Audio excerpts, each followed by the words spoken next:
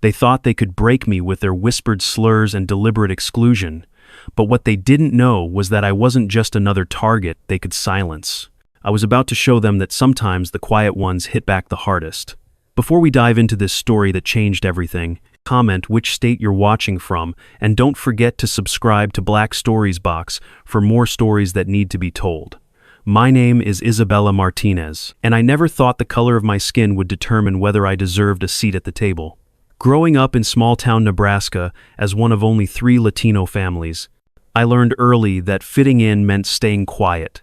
My parents, Maria and Roberto, had immigrated from Guatemala with dreams bigger than the prejudice they faced daily. They taught me to work twice as hard, speak half as loud, and never give anyone a reason to call us troublemakers. By 32, I had followed their blueprint perfectly. I became the head librarian at Millbrook Public Library, a position I'd held for 6 years. I lived in a modest house on Elm Street, kept my garden pristine, and volunteered at the local food bank every Saturday. I thought if I just stayed invisible enough, worked hard enough, and smiled politely enough, I could avoid the ugliness that had followed my family for decades. But invisibility has a price, and I was about to learn it the hard way. The first sign something was wrong came on a Tuesday morning in October. I arrived at the library at 7:30 as always, unlocking the heavy oak doors that had welcomed readers for over a century.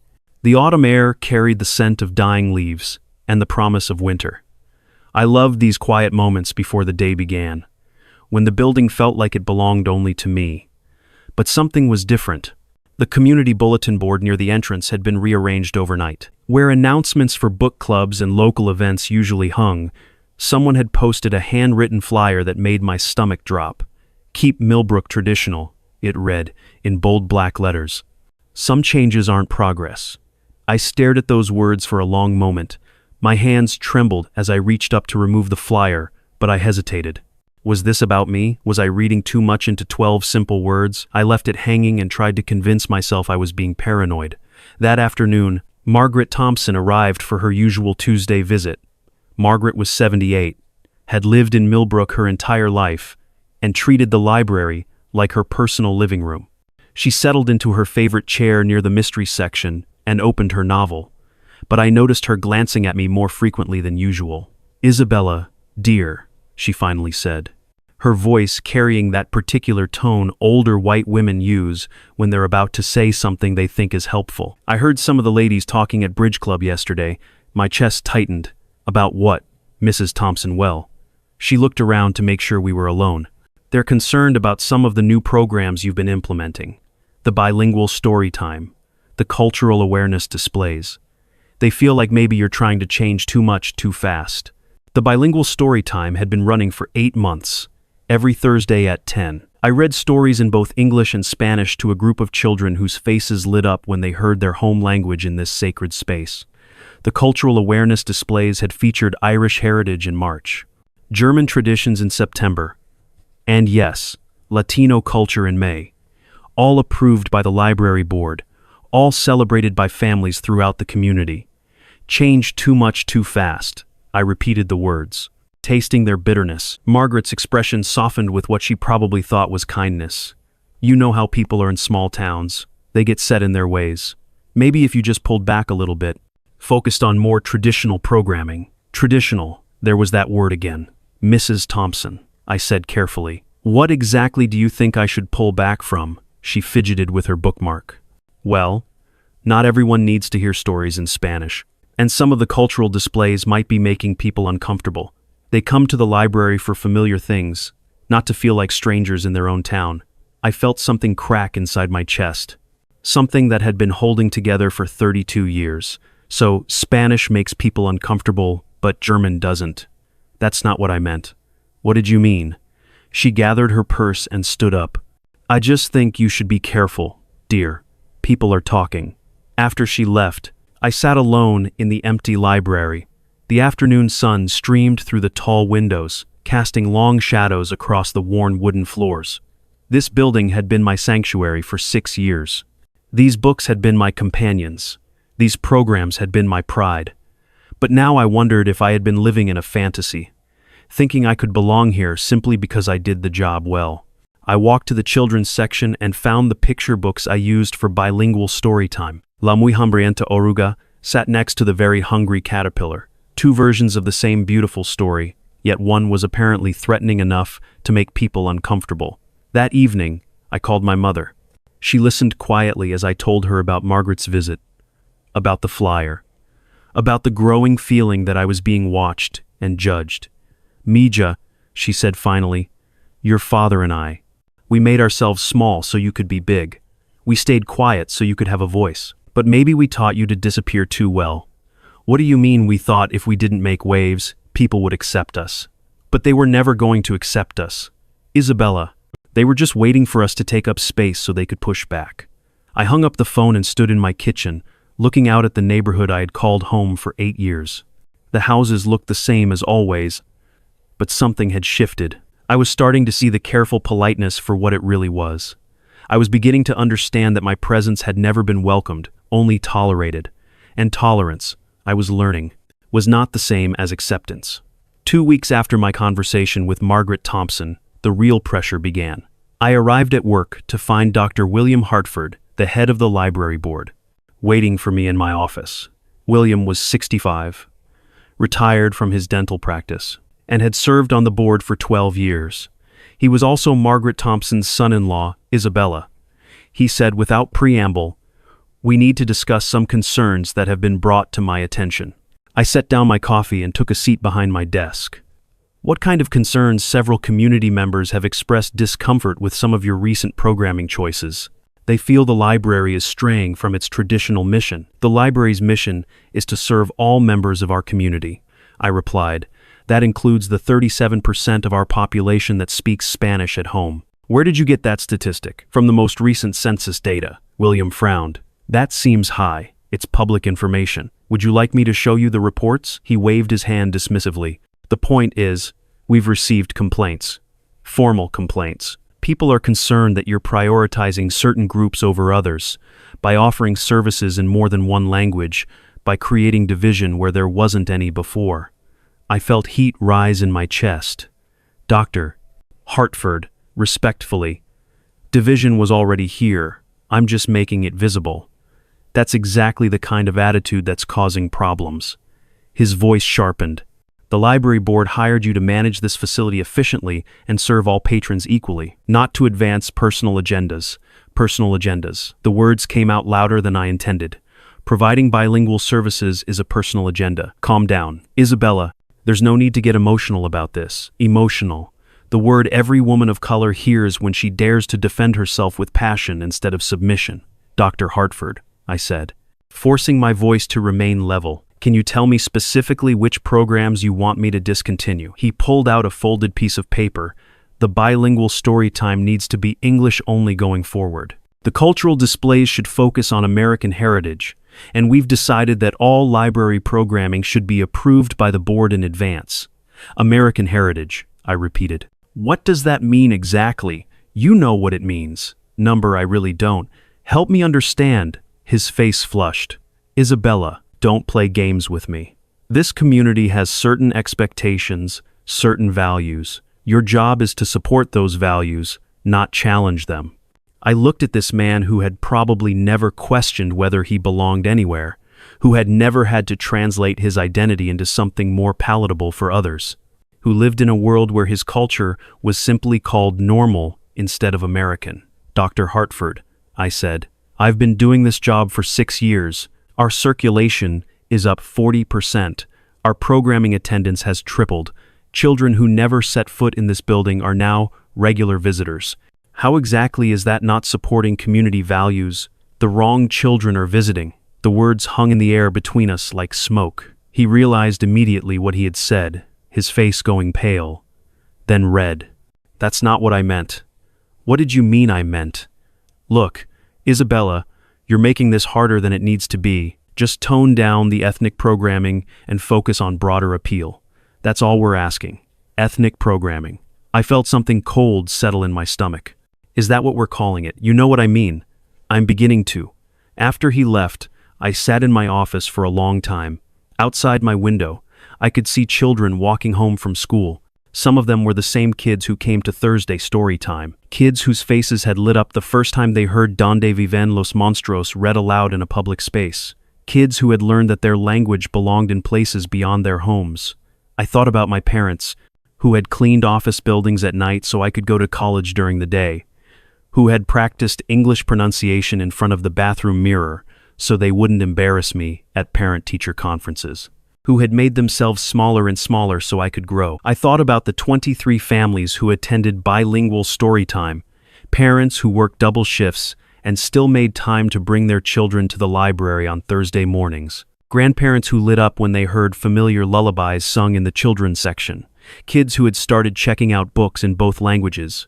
I thought about Margaret Thompson's words. People are talking. Dr. Hartford's slip. The wrong children are visiting. The flyer that still hung on the bulletin board. Keep Millbrook Traditional. And I made a decision that would change everything. That night, I began documenting everything, every complaint, every conversation, every subtle and not so subtle attempt to make me change course. I started keeping a journal, recording dates and names and exact quotes. I researched employment law and civil rights protections. I reached out to advocacy organizations and legal aid societies, but most importantly, I decided I was done making myself small. The third week of November brought the first formal attempt to silence me completely. Dr. Hartford scheduled a special meeting of the library board, ostensibly to discuss programming standards and community feedback. I wasn't invited to attend. I found out about the meeting from Janet Peters, the library's part-time assistant, and the closest thing I had to an ally on staff. Janet was 26, had grown up in Millbrook, and had watched the town's demographics change over the past decade with curiosity rather than fear. They're meeting at Hartford's house, she told me quietly as we shelved returns together. Margaret Thompson is there. So is Bob Mitchell from the hardware store and Patricia Young from the school board. What are they discussing your future?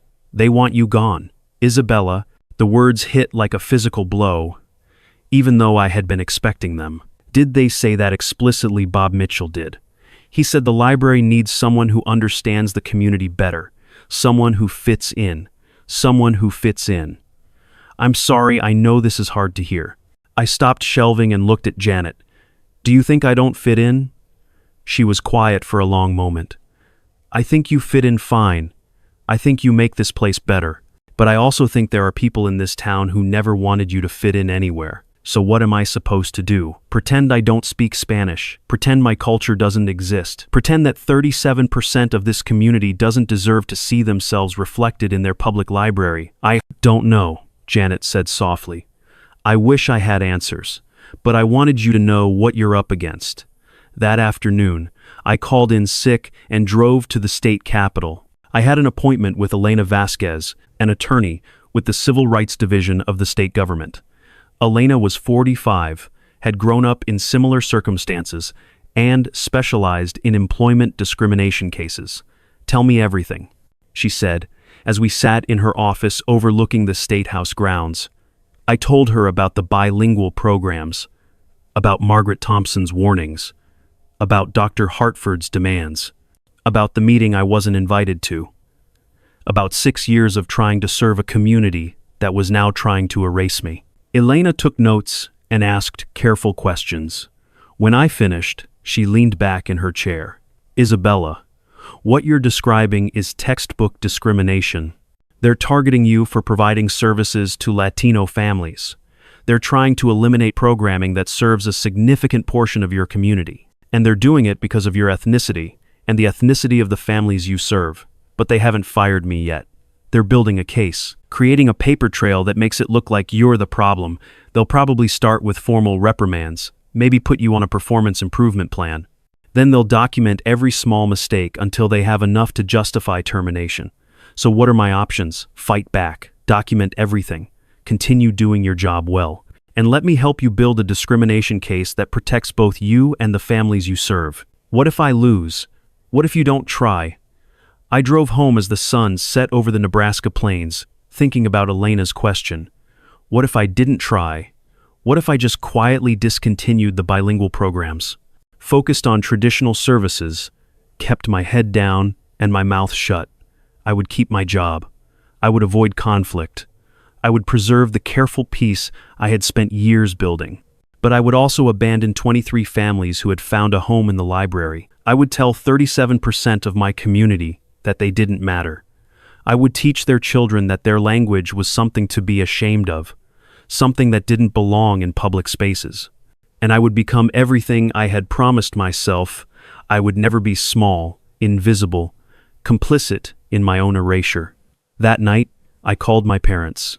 "Mija," my father said, "we taught you to be careful because we were afraid. But maybe it's time to stop being afraid. What if I lose everything? What if you find something better?" The confrontation came sooner than expected. On a Tuesday morning in early December, Dr.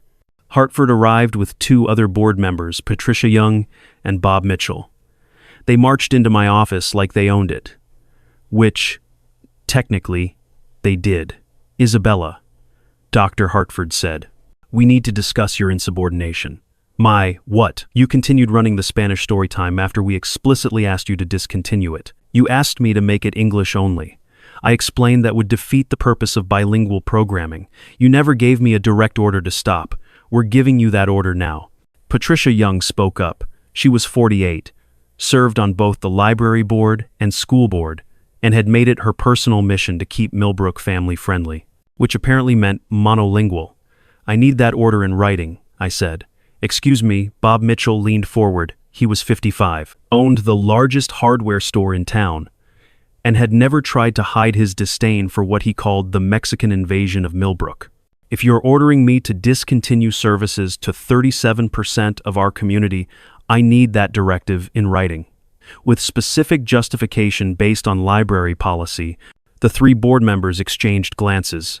They had clearly expected me to simply comply. "Isabella," Dr. Hartford said slowly, "you seem to be under the impression that you have some kind of authority here. Let me clarify something for you. We hired you. We can fire you. Your job is to do what we tell you to do. My job is to serve this community according to professional library standards and federal guidelines. If you want me to violate those standards, I need written documentation." "Violate standards," Patricia laughed. "You're making this sound like some kind of civil rights issue, isn't it?" The question hung in the air. Bob Mitchell's face turned red. "Now you listen here. We've been patient with your attitude, but this is going too far. This is America. We speak English here. This is a public library. We serve everyone here. We serve Americans here. I am American. You know what I mean." There it was. Finally, after months of coded language and careful euphemisms, the truth was out in the open. "Actually, Mr. Mitchell, I don't know what you mean. Could you explain it to me?" His mouth opened and closed like a fish. Dr. Hartford stepped in quickly. "What Bob means is that we need to prioritize services that serve the broadest segment of our population." "The broadest segment," I repeated. "You mean white people. I mean English speakers. Many of the families in our bilingual program speak English too. They're bilingual. That's why it's called bilingual programming." Patricia Young stood up abruptly. "This attitude is exactly the problem. Isabella, you're being deliberately difficult. You're creating division in this community. I'm providing library services. You're the ones creating division by trying to eliminate programs that serve Latino families. Latino families can learn English like everyone else did."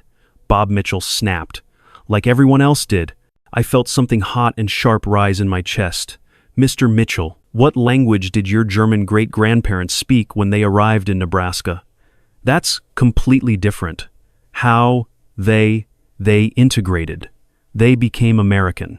By abandoning their language and culture, by adapting to American ways. And you think Latino families haven't adapted. You think the parents who work 2 jobs to support their children haven't integrated. You think the kids who get straight A's in school while translating for their grandparents at doctor's appointments haven't become American. That's not the point. What is the point?" Dr. Hartford stood up. "The point, Isabella, is that you work for this board. And this board has decided that bilingual programming is not in the best interest of this community. If you can't accept that decision, then perhaps this isn't the right position for you. Are you threatening to fire me for doing my job? We're offering you the opportunity to adjust your approach before things go too far." I looked at these 3 people who had never questioned whether they belonged, who had never had to choose between their identity and their acceptance, who lived in a world where their way of being was simply called normal. Things have already gone too far, I said quietly. The question is what we do about it. After they left, I sat in my office and called Elena Vasquez. They just threatened my job for refusing to eliminate bilingual services. I told her, "Did you record the conversation number? But I have witnesses." Janet Peters heard everything from the reference desk. "Good. This is exactly what we need. They're escalating because they think you'll back down. But Isabella, once we file a formal complaint, there's no going back. Are you ready for that fight?" I looked out my office window at the community I had served for 6 years, at the parking lot where Spanish-speaking mothers dropped off their children for Thursday story time, at the crosswalk where kids skipped home with armloads of books in 2 languages, at the building that had been my second home, my sanctuary, my place of purpose. "I've been ready my whole life," I said. "Then let's give them a fight they'll never forget." The formal discrimination complaint hit the library board like a lightning strike on a clear day. Within 72 hours of Elena filing the paperwork with the State Civil Rights Office and the Equal Employment Opportunity Commission, Millbrook Public Library was under federal investigation. The complaint was 37 pages long. It detailed every conversation, every demand, every attempt to eliminate services to Latino families. It quoted Bob Mitchell's, "This is America. We speak English here." It documented Patricia Young's dismissal of bilingual programming as unnecessary. It referenced Dr. Hartford's slip about the wrong children visiting the library, but most importantly, it exposed the real issue, a pattern of discrimination designed to force out programs that served Latino families and ultimately to force out the Latina librarian who had created them. The response from the board was swift and predictable. I arrived at work on Thursday morning to find a formal letter of suspension on my desk. "Pending investigation into violations of professional conduct and insubordination," it read. Janet Peters was waiting for me with tears in her eyes. "Isabella, I'm so sorry. They locked your computer. They want you to clean out your office today. What did they tell you about covering my duties?" "They said to cancel all programming until further notice, including Thursday storytime, everything." I felt something break inside my chest, not for me, but for the 23 families who would arrive in 2 hours expecting stories and songs and the simple validation that they belonged in this space. "Janet," I said, "I need you to do something for me. Anything. Call the parents from the bilingual storytime list. Tell them what happened. Tell them the truth about why programming is being canceled. Don't let the board control the narrative. Isabella, I could lose my job." I looked at this young woman who had shown me more loyalty than anyone else in the building. "You're right. I can't ask you to risk that," Janet said suddenly. "You know what, I'm tired of being scared. I'm tired of watching good people get destroyed by small minds. Give me the list." As I packed my personal items, I could hear Janet on the phone. "Mrs. Rodriguez, this is Janet from the library. I need to tell you about something that happened this morning." By the time I finished emptying my desk, word had spread throughout the Latino community. My phone was ringing constantly. Parents, grandparents, community leaders, all asking the same question. What could they do to help? That afternoon, I met with Elena and a small group of community advocates at the local community center. The room was packed with families I recognized from story time. Parents whose children had learned to love reading in both languages. Grandparents who had found dignity in hearing their native tongue spoken with respect in a public institution. "They want to erase us," said Maria Santos, whose 4-year-old daughter Sophia had never missed a Thursday story time. "They want to make us invisible. They want to go back to the way things were," added Carlos Mendez, whose mother attended the senior citizen book club I had started for Spanish speakers. When we stayed quiet and didn't ask for anything, Elena stood up to address the group. "Friends, what's happening to Isabella is illegal, but more than that, it's wrong. She's being punished for serving all of you, for making sure your families feel welcome in your own public library. This isn't just about one woman's job. This is about whether you have the right to exist as equals in your own community." An elderly man named Roberto Herrera raised his hand. He was 83, had worked in the meatpacking plant for 40 years, and spoke English with the careful precision of someone who had learned it as an adult. "Miss Elena," he said, "what you are saying, this is true, but what can we do? We are workers. We are not lawyers. We are not politicians. We are just trying to take care of our families." Elena smiled. "Mr. Herrera, you are voters. You are taxpayers. You are citizens. The library board members, they're elected. The mayor who appointed some of them, she's elected. The city council that funds the library, they're all elected. You want us to vote them out. I want you to show them that you exist, that you matter, that you're not going away." Over the next 2 weeks, something extraordinary happened in Millbrook. The Latino community organized with a speed and efficiency that surprised everyone, including themselves. They created phone trees, organized carpools to city council meetings, registered new voters. They printed flyers in both languages. They created a Facebook group that grew to over 800 members in 5 days. But most importantly, they found their voices. The first city council meeting after my suspension drew a crowd of over 200 people. The council chambers, which normally hosted 12 to 15 residents for monthly meetings, overflowed into the hallway. Spanish mixed with English as families discussed strategy and shared stories. When the public comment period opened, Maria Santos was the first to speak. "My name is Maria Santos," she said in clear English. "I have lived in Millbrook for 15 years. I pay taxes here. I vote here. My children go to school here. This is my home." She paused, looking around the room at the elected officials who had probably never seen her before that night. "For 6 years, my family has attended story time at the public library.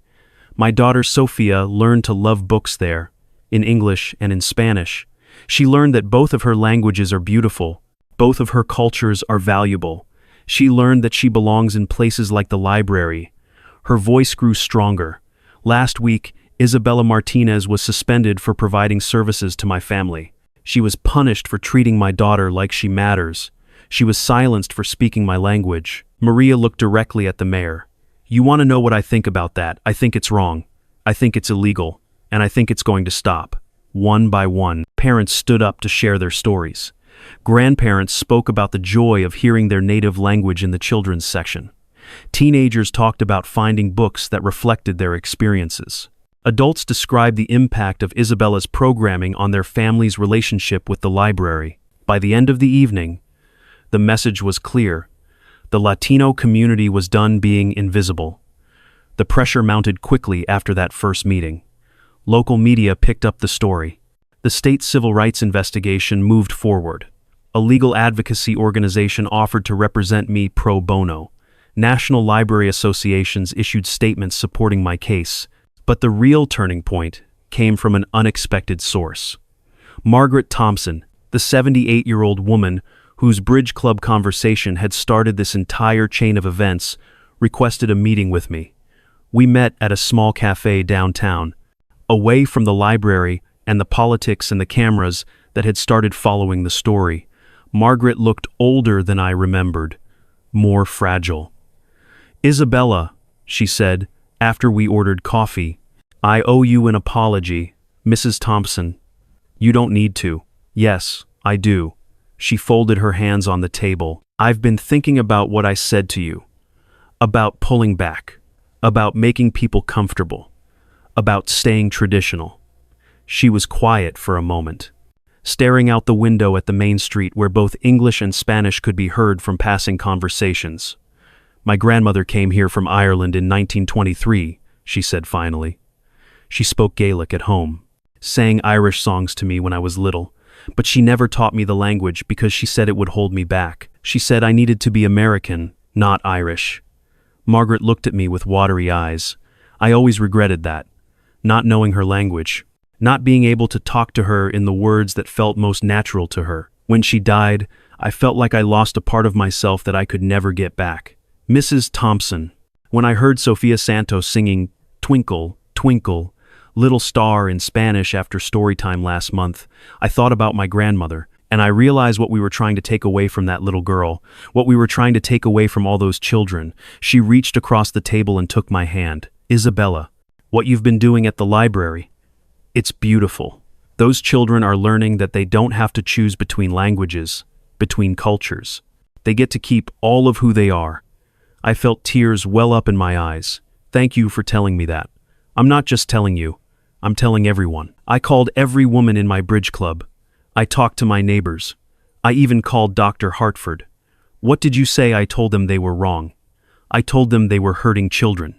And I told them that if they didn't fix this mess, they'd answer to me.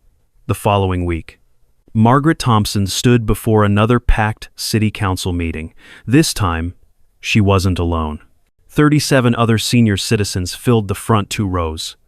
Men and women who had lived in Millbrook for decades, who commanded respect in the community, who couldn't be dismissed as outsiders or troublemakers. My name is Margaret Thompson, she said, in a voice that carried to the back of the room.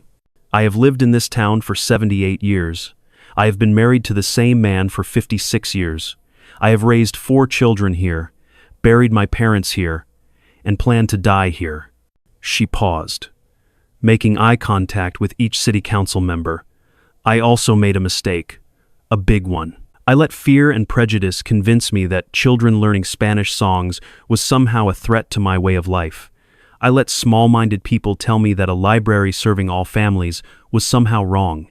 Her voice grew stronger. Friends, I'm here tonight to tell you that Isabella Martinez is the best librarian this town has ever had. She has brought families into that building who never felt welcome before.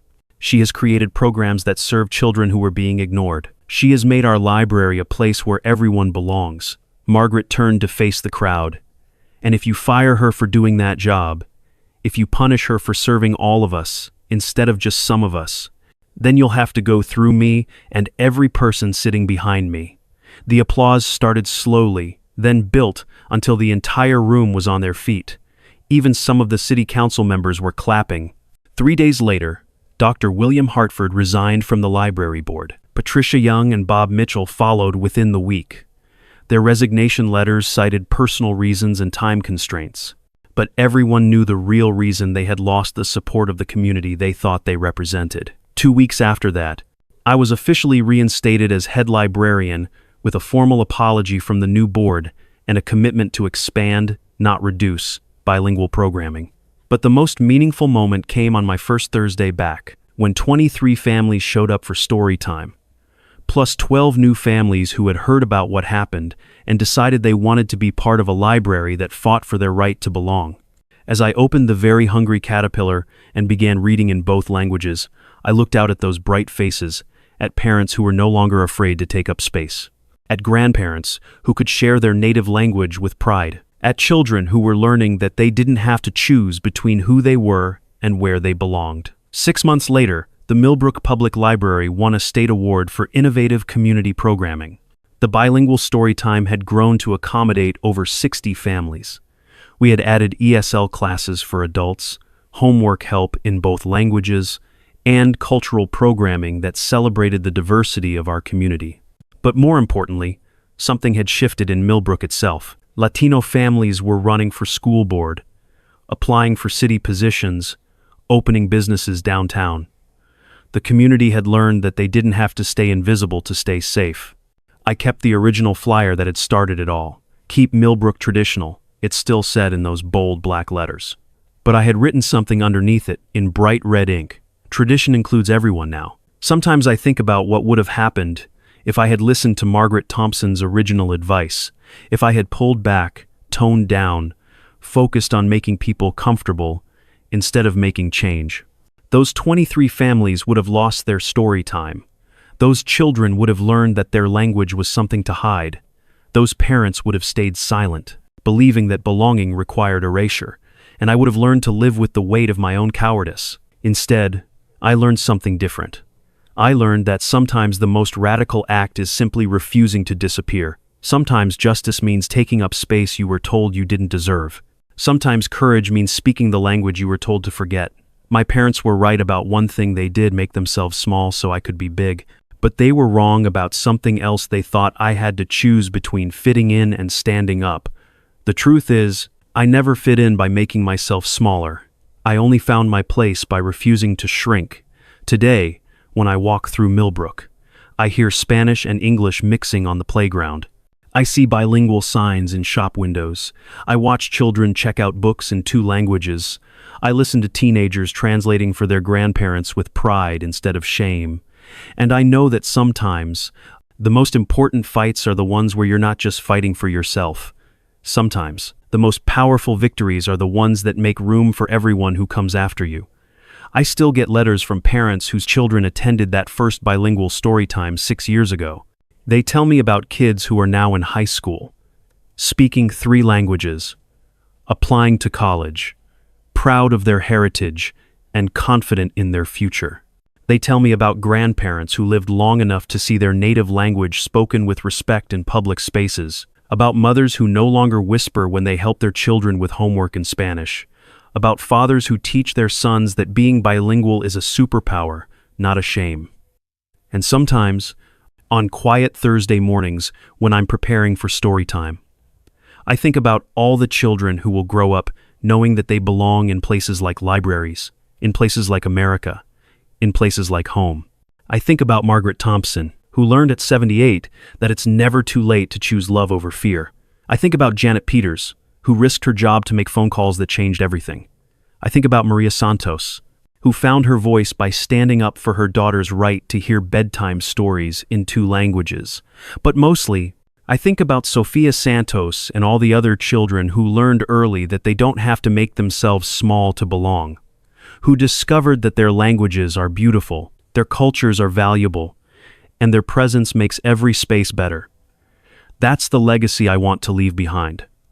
Not the awards or the recognition, not even the victory over discrimination, but the knowledge that 23 families became 60 families, became a community that knows everyone deserves a seat at the Storytime Circle. So when people ask me if I went too far, if I should have handled things differently, if it was worth the fight, I think about those children's faces when they hear their first language spoken with love in a public space, and I know the answer will always be yes. What about you? Have you ever had to choose between fitting in and standing up? Have you ever had to fight for the right to take up space? Have you ever discovered that the most important battles are the ones you fight not just for yourself, but for everyone who comes after you? Comment below and let me know your story. And remember, you don't have to make yourself small for others to feel comfortable. You belong here exactly as you are.